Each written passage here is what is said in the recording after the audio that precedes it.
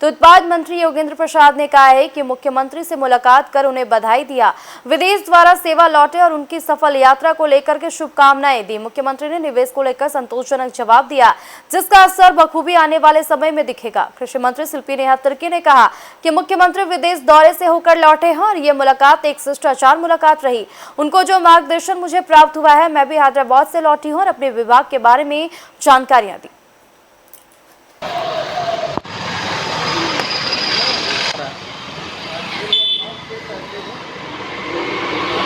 काम जो है ना, चर्चा था कई विभाग के विभागीय स्तर की जो चर्चाएं थी, चर्चाओं में हम लोग माननीय मुख्यमंत्री की चर्चा की और कैसा रहा सफ़र और कितने उद्योगी और सारे विषयों पर चर्चा हुआ। बड़ा उन्होंने स्पष्ट और एकदम चेहरे पर एकदम संतोषजनक जवाब कि भाई बेहतर से बेहतर परिणाम है। अच्छा, केंद्रीय अध्यक्ष भी हैं, अब तो नई कमेटी भी गठित होगा और फिर सामने कई राज्यों में चुनाव है। के दौरा से वापस आए हैं और निश्चित रूप से उनका जो मार्गदर्शन है अब उसका आवश्यकता पड़ेगा विभाग को, राज्य को।